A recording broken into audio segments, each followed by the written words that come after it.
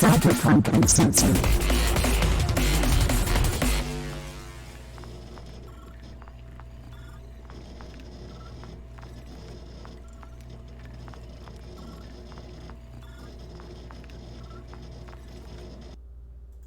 Hey, what's up everybody? This video is all about the solo and their role ability, combat awareness. So before we jump into their role ability and kind of break down how that works, let's go over exactly what a solo is. A solo is pretty much the same as it's always been, whether in 2020 or up to Cyberpunk Red.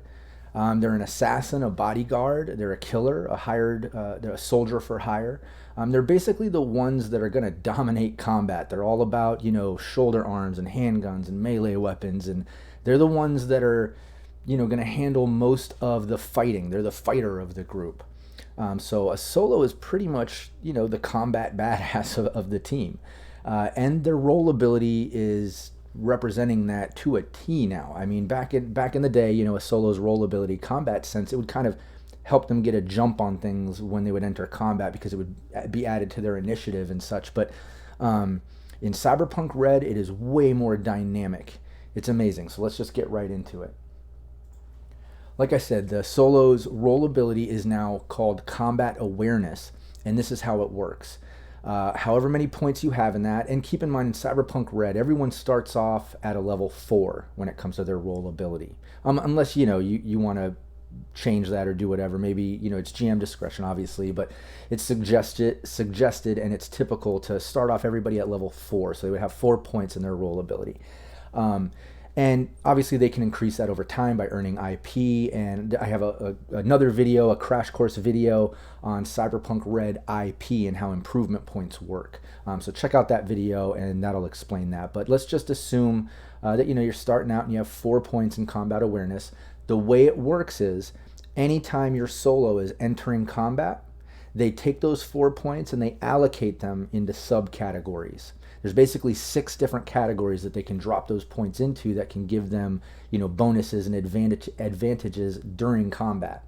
And let me mention, they can during combat change up, where these points go to adjust their style of combat. They just have to take an action to do that. But the cool thing about that is, no longer is a solo just a combat specialist or badass that enters combat, gets a jump on it, and just relies on skills to take care of business. Now it's not just the skills, but it's taking that role ability and maybe adjusting it depending on what type of combat you're getting into, or adjusting it as the combat progresses to get an edge on the way it's going. It's just, like I said, it's way more dynamic than it used to be. There's so much more you can do to it. But let me explain those 6 different categories and how it works. So basically you take those points, and entering into combat, you tell the GM, hey, this is where I want to put these points. And if you enter combat and you don't explain where they are, they just automatically are where they were previously. So wherever you put them, they just persist. They stay where they are until you say, hey, I want to change them up. And like I said, in combat, it would take an action to do that. Otherwise, just before you enter combat, tell the GM. But here's how it goes. The first category is damage deflection, and you put points into this subcategory to basically take points off of the first damage you take on that round. So as you can see, it's not just a point for point system. In this case, it costs 2 points to decrease the first damage by 1 in that round, or it might take 6 points to decrease the damage by 3, or if you're up to 10 points in combat awareness and you drop all 10 points in damage deflection, you can reduce damage by 5 points on that round. So you see how it goes, whether you're putting 2, 4, 6, 8, or 10 points in there, determines how many damage points you reduce on that first damage you take in that round. So that's awesome. The next one is Fumble Recovery. Now this one, it doesn't change as it goes. It's just a flat 4 points. You spend 4 points in that, and then basically you don't have to take a critical fail. In critical failures, if you roll a 1, you would have to roll another d10 and deduct that from the total, because you fumbled. In this case, if you put 4 points into Fumble Recovery, if you roll a 1, it's just a 1. You don't have to roll another 10 and deduct it. So that can be very helpful. The next one is initiative reaction, and this is very similar to old school. It's your reflexes are trained, you're dropping points in that, and it's just point for point. It adds to your initiative. So if you have 4 points, if you put 1 point in there, you get a +1 to your initiative roll. If you put 3 points in there, you get a +3 to your initiative. Pretty easy to understand. The next one is precision attack.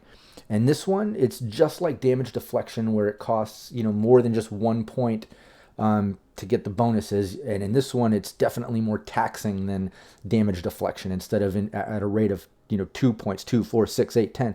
This one is 3, 6, or 9 points. So it's like I said, taxing, but it's really cool, because if you drop 3 points into that, you get a +1 on any aimed attacks. If you drop all 9 points in there, if you're up, you have that many points in combat awareness, you drop 9 in there under precision attack, and you get a +3 to your aimed attacks, and that can be helpful. If you haven't already, check out the crash course video I made on aimed shots, and I say that because there's a lot of detail to how that can work, but ultimately, when you take an aimed shot, you're taking a -8 to your attack, a -8 mod. So that's it takes quite a bit to do an aimed shot. So in this case, if you drop points in here, you can, if you have 9 points, you're getting a +3 in that. And if you have a smart gun, you get a bonus. You have maybe a targeting scope in your cyber eye, you get a bonus. Before you know it, your -8 to an aimed shot is really just like a -1 or 2, and then all of a sudden you're taking aimed shots like a professional sniper. And keeping in mind, how cool this is, like I said, you're not just a solo that's great at combat, you're a solo that can adjust, the way that they engage in combat. It's very tactful. So like if you're not going to just jump in and, fight people hand to hand and up close, maybe you're taking aim shots at a distance, in which case like you're putting all your effort into that precision attack. But moving on, the next one is spot weakness. And this one is another one where it's just, each point gives you a +1. And in this case, each point gives you a +1 to the damage. And man, that can be great too, because imagine, you're in the middle of battle and you're fighting people and you realize like one person is extremely well armored. So maybe you take an action to shift all your points into spot weakness and take extra damage off that person, because every +1 is +1 to damage before armor. Let me add that because it does have that specified in there.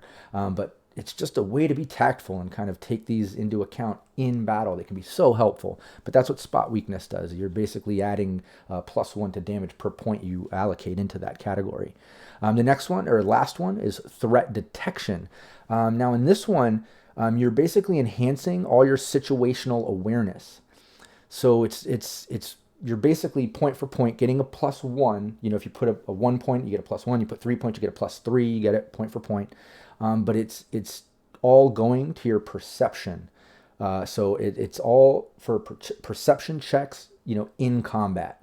So man, that can be so helpful. Like you're entering a combat sort of situation, and or maybe you're already in it, and you're not pre-checking it out to see how to kind of engage in it. Maybe you're already in it, and then the GM's like, hey, give me a perception roll, to see if you're noticing that maybe some other backup guards are trying to flank you, or there's, some drone coming in off the horizon, and, there's a chance you might not notice it before it gets up there. And so anyways, you get the point. Threat detection, it can be very helpful when it comes to perception. So that's pretty much it. You get the gist of it. This is how combat awareness works. Like I said, it's very, very dynamic. It's so much more detailed and involved than it used to be. And I feel it gives the solo just diversity within the type of solo you can be. And you can be all these, you can change up the type of solo you are based on the type of combat you're getting into.